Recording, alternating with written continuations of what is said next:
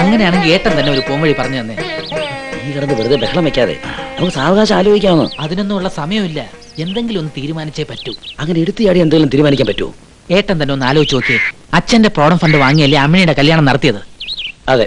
അത് തിരിച്ചു കൊടുക്കാൻ ഏട്ടനെ കൊണ്ട് സാധിക്കോ? അതിലൊരു ഭാഗം എടുത്ത് ബൂത്തിലേക്ക് കമ്പ്യൂട്ടർ വാങ്ങിയില്ലേ? ആ കണക്ക് എങ്ങനെ തീർക്കും? എല്ലാത്തിനും ഒരു വഴി കാണണം. ഞാനും അതേ പറഞ്ഞുള്ളൂ. ഒരു വഴി കാണുന്നത് വരെ അച്ഛൻ തിരിച്ചു വന്ന വിവരം ആരും അറിയാൻ പാടില്ല. നീ പറഞ്ഞ വെറുതെ എന്നെ കൺഫ്യൂസ് ചെയ്യാതെ. ഒരു കൺഫ്യൂഷനും ഇല്ല. പഴയതുപോലെ ജോലിയില്ലാതെ തേരാപ്പാര തെണ്ടി നടക്കാൻ എനിക്ക് ബുദ്ധിമുട്ടുണ്ട്.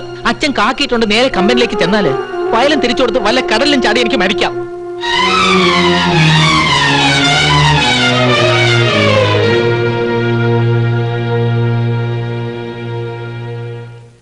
ഗുരുവായൂരപ്പ,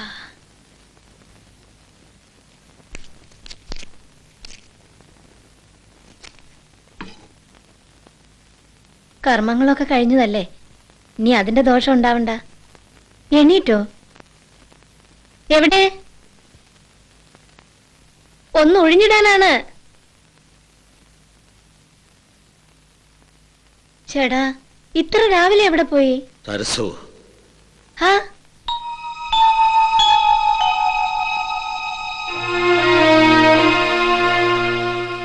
ഇതെന്താ ഇവിടെ വന്ന് നിക്കണേ?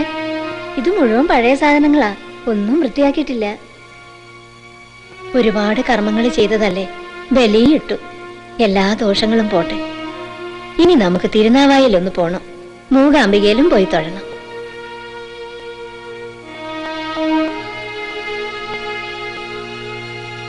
എന്താ ഒന്നും മിണ്ടാത്തെ? മിണ്ടൂല്ല, മിണ്ടാൻ പാടില്ല. മക്കളുടെ ഉത്തരവാണ്. അച്ഛൻ ജീവിച്ചിരിക്കുന്നു എന്ന് പുറത്തറിഞ്ഞാൽ ഒരുത്തന്റെ ജോലി പോവില്ലേ? കമ്പനിന്ന് വാങ്ങി ചെലവാക്കിയ പണം മുഴുവനും തിരിച്ചടയ്ക്കണ്ടേ? അതിനേക്കാൾ എത്രയോ ഭേദമാണ് വെളിച്ചം കയറാത്ത ഈ മുറിയിൽ അടച്ചിടുന്നത്.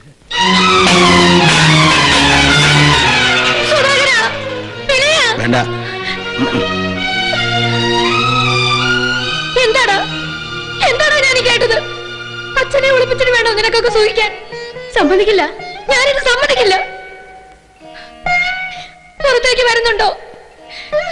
ദൈവമാണ് എനിക്ക് തിരിച്ചു കൊണ്ടു തന്നത്. ഭർത്താവ് ജീവിച്ചിരിക്കുമ്പോ വിധനായി കഴിയാൻ എന്നെ കൊണ്ട് പറ്റില്ല. പറയടാ അച്ഛനോട് പുറത്തേക്ക് വരാൻ. അമ്മ എന്തറിഞ്ഞിട്ടായി വിളിച്ചു പോകുന്നത്? അച്ഛനൊന്നും സംഭവിച്ചിട്ടില്ല. കുറച്ചു ദിവസത്തേക്ക് നമ്മൾ ഈ വിവരം പുറത്തു പറയുന്നില്ല, അത്രേ ഉള്ളൂ. അച്ഛൻ മരിച്ചു വന്ന പൂർണ്ണ വിശ്വാസത്തിലല്ലേ പ്രോവിഡന്റ് ഫണ്ട് വാങ്ങി ചെലവാക്കിയത്. വീട് വിറ്റ് അത് തിരിച്ചു കൊടുക്കാമെന്ന് വെക്കാം. അതിനു മുമ്പ് ഈ വീടുമേലുള്ള കട ആര് വീട്ടും? അച്ഛന് പകരമാണ് എനിക്കൊരു ജോലി അവർ തന്നത്. അതും അച്ഛൻ വാങ്ങുന്നതിന്റെ ഇരട്ടി ശമ്പളം, അതിനേക്കാൾ കൂടുതൽ പ്രൊമോഷൻ സാധ്യത. അതൊക്കെ ഈ വീട്ടിലേക്ക് തന്നെ വന്നു ചേരുന്ന നേട്ടങ്ങളല്ലേ? അപകട മരണമായതുകൊണ്ട് ഇൻഷുറൻസ് ക്ലെയിം എത്രയാണെന്ന് അറിയോ? 1 2 അല്ല, 3.25 ലക്ഷം രൂപ. ഇൻഷുറൻസിന്റെ ആൾക്കാർ 2-3 ദിവസത്തിനകം ഇവിടെ എത്തും. ബുദ്ധിമോശം കൊണ്ട് അതൊക്കെ നമ്മൾ ഉപേക്ഷിക്കണോ? അമ്മേ, ഇതൊന്നും നമ്മൾ മനഃപൂർവ്വം ഉണ്ടാക്കിയതല്ല, വന്നു ചേർന്നതാണ്. ഈ കുടുംബം രക്ഷപ്പെടേണ്ടത് അച്ഛന്റെ ആവശ്യമല്ലേ?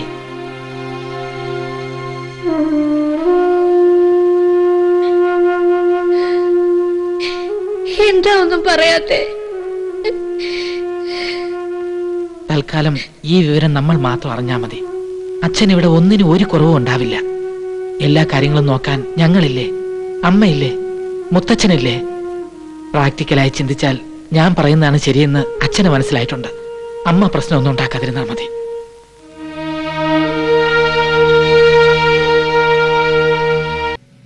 എന്താ ഇവിടെ ഇങ്ങനെ? ഒരു കാര്യം ചോദിക്കാനുണ്ടായിരുന്നു. അല്ല ചേട്ടാ, പ്രൊബേഷൻ കഴിഞ്ഞിട്ട് നല്ല റിമാർക്കോടെയാണ് ഞാൻ ജോയിൻ ചെയ്തിരിക്കുന്നത്. അതെ, അച്ഛന്റെ ഒഴിയിൽ വന്നതായതുകൊണ്ട് എന്റെ ജോലിക്ക് ഭാവിയിൽ പ്രശ്നമൊന്നും ഉണ്ടാവില്ലല്ലോ? എന്ത് പ്രശ്നം? യൂണിയൻകാർ ഇക്കാര്യത്തിൽ ഇടപെട്ട് ഏതായാലും ഒരു പ്രശ്നം ഉണ്ടാക്കാൻ പോണില്ല. പിന്നെ എന്തെങ്കിലും പ്രശ്നം ഉണ്ടാവണമെങ്കിൽ തന്നെ ചത്തു മണ്ണടിഞ്ഞു പോയത് എന്റെ അച്ഛൻ ജീവനോടെ കുഴിയിൽ നിന്ന് എണീറ്റ് വരണം. അതേതായാലും ഉണ്ടാവാൻ പോണില്ലല്ലോ. പിന്നെന്താ പ്രശ്നം?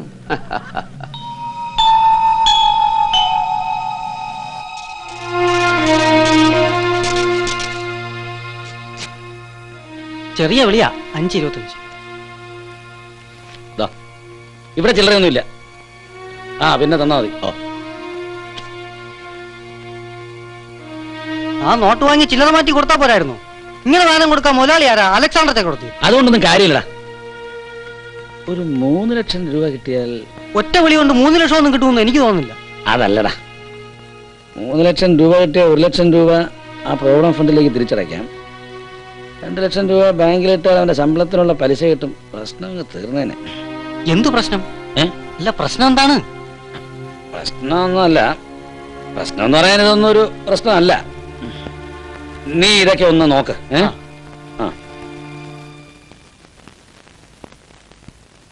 ഇങ്ങേർക്ക് എന്ത് വട്ടായി പോയ? ഇതിലൊന്നും അത്ര വലിയ കാര്യമില്ലെന്നേ. ഞാനിത് എത്ര കണ്ടതാ. ഈ റെസിറ്റ് ബുക്ക് ഉണ്ടല്ലോ, അത് നമ്മൾ കൃത്യമായിട്ട് സൂക്ഷിക്കണം. നമസ്കാരം. ഇരിക്ക. ആ, പണക്കയുടെ വരെ ഇവിടേക്ക് വന്ന അമ്മയോട് നേരിട്ട് പറയണമെന്ന് എക്സിക്യൂട്ടീവ് തീരുമാനിച്ചതാ. പുറപ്പെടുമ്പോ 5-8 പേരുണ്ടായിരുന്നു. ചായ ഒടിച്ച് നോക്കിയപ്പോ മറ്റവരൊന്നും കണ്ടില്ല, ഞങ്ങൾ മാത്രമേ ഉള്ളൂ. അമ്മയോടെ ആ കൃഷ്ണക്കുറുപ്പിന്റെ പണക്കയുടെ വലിപ്പം ദിവസം പ്രതി വർദ്ധിച്ചുകൊണ്ടിരിക്കുക. നിങ്ങളുടെ ഭാഗ്യം എന്നല്ലാതെ എന്താ പറയാ. നല്ലൊരു ദിവസം നോക്കി ആ കിഴി ആഘോഷമായിട്ട് അങ്ങോട്ട് ഏൽപ്പിക്കാനാ ഭാവം. ആ കിഴി അങ്ങോട്ട് വാങ്ങിക്കുക. അതോടെ കുറുപ്പ് മരിച്ചതിന്റെ സമസ്ത ദുഃഖങ്ങളും അങ്ങോട്ട് മറക്കുക. ഞങ്ങളുടെ ഒരു അപേക്ഷയാണിത്. സ്നേഹത്തിന് നന്ദിയുണ്ട്, പക്ഷേ എന്റെ ദുഃഖം മാറ്റാൻ ഈ കിഴിയുടെ ആവശ്യമൊന്നുമില്ല. എന്താ ഈ പറയണത്? മരിച്ചവർക്ക് എന്താ പരമാനന്ദ സുഖമല്ലേ? ജീവിച്ചിരിക്കുന്നവർക്കല്ലേ പ്രാരാബ്ധവും ദുഃഖവും. എന്നാ ഒരു കാര്യം പറയാലോ, കൃഷ്ണക്കുറുപ്പ് മരിച്ചപ്പോഴാ കൃഷ്ണക്കുറുപ്പിന്റെ വില അറിയുന്നത്. ജീവിച്ചിരുന്നതിനേക്കാൾ പച്ച പിടിച്ചില്ലേ കുടുംബം. ആന ജീവിച്ചിരുന്നാലും ചെരിഞ്ഞാലും 12,000 ഒരു പഴഞ്ചൊല്ലുണ്ട്. ജീവിച്ചിരുന്നാൽ ലക്ഷക്കണക്കിനാ വില, ചത്താൽ അതിനേക്കാ വില. ആന കൊമ്പിനെന്താ വില, പല്ലിനെന്താ വില, നഖത്തിനെന്താ വില, ആന വാലിന് പോലും എന്താ വില. സത്യം പറഞ്ഞാൽ കുറുപ്പും ഒരു ആനയായിരുന്നു, തുമ്പിക്കൈ ഇല്ലാത്ത ഒരാന. അറിയാലോ, ഞാനും കുറുപ്പും ഈച്ചയും ശർക്കരയും മതിരിയായിരുന്നു. 2 ഉടലും ഒരു മനസ്സും. കേട്ടിട്ടുണ്ട്. കുറുപ്പ് പറയാറുണ്ടോ? ഇല്ല, എന്നാലും അറിയാം. അമ്മയോടൊരു കാര്യം പറയാനുണ്ട്. അല്ല, അത് എന്റെ അടുത്ത് പറഞ്ഞാൽ മതി. വേണ്ട, അത് പറ്റില്ല. അമ്മയോട് തന്നെ പറയണം. കാര്യം പറ ചേട്ടാ. ഞാൻ പറയണ്ടെന്ന് ഉദ്ദേശിച്ചതാ. ഒരാള് മരിച്ചതിനേക്കാൾ വലുതല്ലല്ലോ ഇതൊന്നും. ഇപ്പൊ നിങ്ങളുടെ സ്ഥിതി കുറച്ച് മെച്ചപ്പെട്ടതുകൊണ്ട് ഒന്ന് പറഞ്ഞു കളയാവുന്ന കാര്യം. എന്താ? മുമ്പ് കമ്പനി വെച്ച് കുറുപ്പ് എന്റെ കയ്യിൽ നിന്ന് ഒരു അത്യാവശ്യത്തിന് 5,400 രൂപ കടം മേടിച്ചിരുന്നു. അത് തരാതെയാണ് കുറുപ്പ് പോയത്. ആ കാശ് ഞാൻ ഈ കിഴിയിൽ നിന്ന് എടുക്കും. അച്ഛൻ എന്ത് കടം വാങ്ങിയാലും ആ കാര്യം ഏട്ടനോട് പറയും. കണിശക്കാരനായതുകൊണ്ട് ഏട്ടൻ അതെല്ലാം എഴുതി വെക്കുകയും ചെയ്യും. അങ്ങനെ എഴുതി വെച്ചിട്ടുണ്ടെങ്കിൽ അത് വെട്ടിക്കളയാൻ ഞാൻ ഏട്ടനോട് പറയാം. ഇനി അഥവാ ഏട്ടൻ അത് എഴുതി വെക്കാൻ മറന്നു പോയിട്ടുണ്ടെങ്കിൽ എന്നാലും വെട്ടിക്കളയാൻ പറയാം. അല്ല, അപ്പൊ പിന്നെ കണറേട്ടൻ പറ. ഇത് അക്രമ, ഞാൻ ഇത് സമ്മതിക്കില്ല. വെള്ളം ചൂടാക്കണതോ? അല്ലടി, മരിച്ചുപോയ കുറുപ്പിന്റെ പേരും പറഞ്ഞ് ആ കണാരം പിരിവ് തുടങ്ങിയിട്ട് കാലം കുറയായി. ശുദ്ധ തട്ടിപ്പാ. ഈ വേണ്ടാന്ന് സരസ്വതി ചേച്ചി ഒരു വാക്ക് പറഞ്ഞാൽ മതി, ആ പണം മുഴുവൻ തൊഴിലാളികൾക്ക് തിരിച്ചു കൊടുക്കേണ്ടി വരും. അതോടെ അവന്റെ സ്കൂളും പൂട്ടും. അത് പൂട്ടിച്ചിട്ട് ഞാനിപ്പോ ഇങ്ങോട്ട് വരാം. വേഗം വരണം, ഞാൻ വെള്ളം പറക്കി വെക്കും.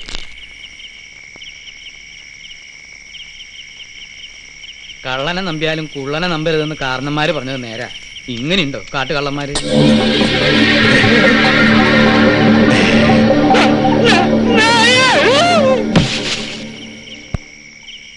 അടിയോടി എന്താ? അടിയോടി ഡോ അടിയോടി. അച്ഛൻ അച്ഛൻ കൂടി ചെല്ലും പറയുന്നത് അയാൾ ബോധമില്ല. അച്ഛൻ കൊടുത്ത് പോവൂ. ചേട്ടാ ചേട്ടാ ചേട്ടാ കേട്ടോ ചേട്ടാ ചേട്ടാ. എന്താ എന്തായി? അയ്യോ എന്റെ ഭഗവതി, ഹാർട്ട് അറ്റാക്ക് ആണല്ലോ. ഹാർട്ട് അറ്റാക്ക് ഒന്നുമല്ല, ചെറിയൊരു ബോധക്ഷയം. ഒന്ന് പിടിക്കാൻ ചേട്ടാ ചേട്ടാ, കണ്ണുറക്കേട്ടാ. നീ പോയിട്ട് വെള്ളം എടുത്തോണ്ട് വാ കേട്ടോ. കമ്പനിയിൽ വന്നിട്ട് കാപ്പി കൂടെ കുടിക്കാതെ എന്താ? ഞാൻ കണ്ടു. എന്ത് കണ്ടു? കൃഷ്ണക്കുറുപ്പിനെ ഞാൻ കണ്ടു സുധാകര. അതേ രൂപം, അതേ വേഷം. എനിക്ക് പേടിയില്ലാത്തതുകൊണ്ടും എന്നോട് അച്ഛന് സ്നേഹമുള്ളത് കൊണ്ടും ഞാൻ ബോധം കെട്ടു വീണു. എന്തൊക്കെ ചേട്ടാ ഈ പറയുന്നത്? അതൊക്കെ വെറും ഒരു തോന്നലല്ലേ?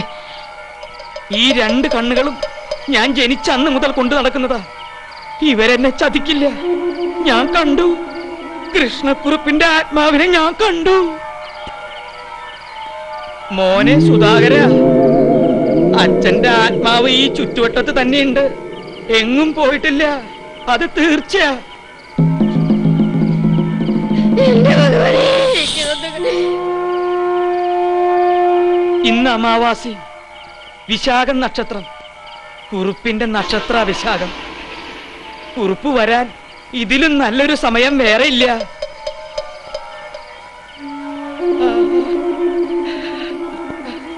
ചേട്ടൻ ആരെയാ തൊടുന്നേ? കുറുപ്പ് അതിലേ പോയത് ഞാൻ കണ്ടു.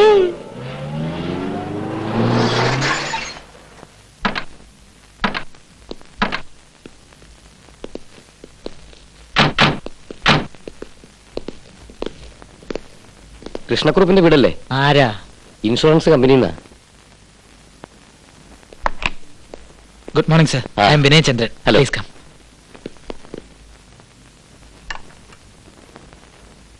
അതെ, ഹാ, അത് മുഴുവൻ ഞാൻ കഴിക്കുന്നേ.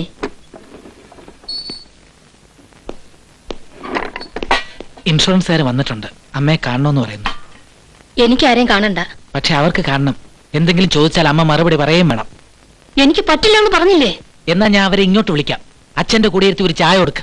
അച്ഛൻ മരിച്ചു പോയെന്ന് അവർക്ക് എഴുതി വെച്ച കടലാസിൽ അമ്മ ഒപ്പിട്ടിട്ടുണ്ട്. അത് മറക്കണ്ട.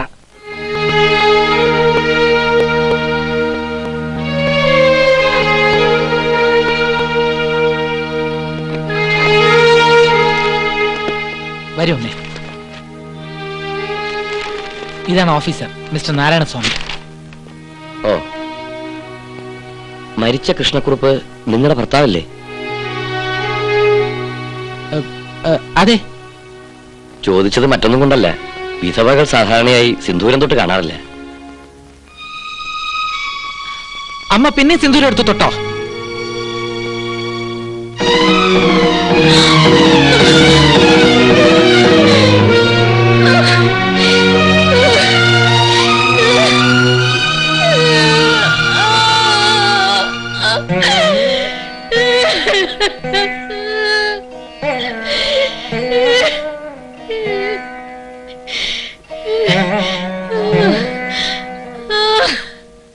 അച്ഛൻ മരിച്ച ശേഷം അമ്മയ്ക്ക് മാനസികമായ ചില പ്രശ്നങ്ങൾ വന്നു.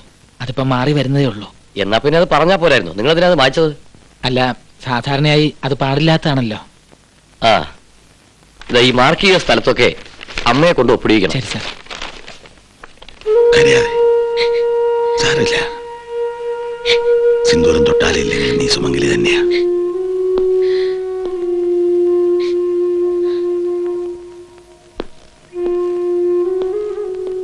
ദാ ഇവിടെ ഒരു ഒപ്പ്, പിന്നെ ഇവിടെയും.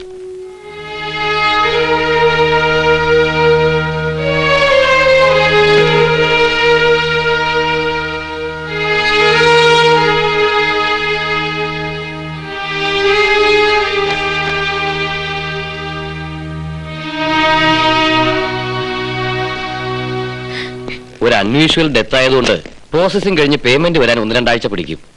പിന്നെ എല്ലാ മക്കളും ഒപ്പിട്ട ഒരു സ്റ്റേറ്റ്മെന്റ് കൂടി വേണം. ശരി സാർ. ശരി.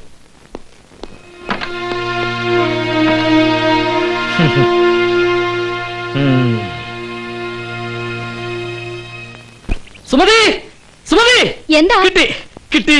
എന്തോന്ന് കൊലയോ? കൊലയല്ല, നിന്റെ തല. അവിടെ LIC കിട്ടിയെന്ന്. എന്റെ ഗുരുവായൂരപ്പ, നേരോ? നേര്. നമ്മൾ രക്ഷപ്പെട്ടു. രക്ഷപ്പെട്ടു.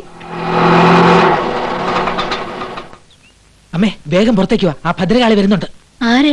അമ്മയുടെ മോളും. എന്തെങ്കിലും എടുത്തോണ്ട് പോകാൻ ചേച്ചി ഈ വീട് മുഴുവൻ തപ്പും. ഞാൻ അവളെ ഈ വീടിനകത്തേക്ക് കയറ്റില്ല. എന്ത് ബഹളം കേട്ടാലും അച്ഛൻ അനങ്ങരുത്.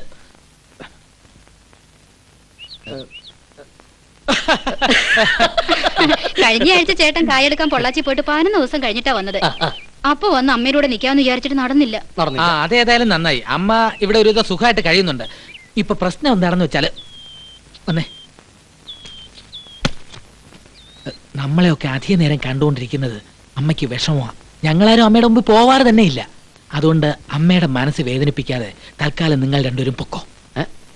അത് അങ്ങനെ എന്തെങ്കിലും വിഷമം അമ്മയ്ക്കുണ്ടെങ്കിൽ ഞങ്ങൾ കുറച്ചു ദിവസം ഇവിടെ താമസിച്ച് വിഷമങ്ങൾ മുഴുവൻ മാറ്റിട്ടേ പോകുന്നുള്ളൂ. എന്ത്? അതന്നെ. അത് വേണ്ട. നിങ്ങൾ ഇവിടെ നിൽക്കും തോറും പ്രശ്നങ്ങൾ കൂടുകയുള്ളൂ. സമയം കളയണ്ട, രണ്ടുപേരും സ്ഥലം വിട്ടോ. വിനയ, നീ എന്റെ അനിയനല്ലേ? അതെ.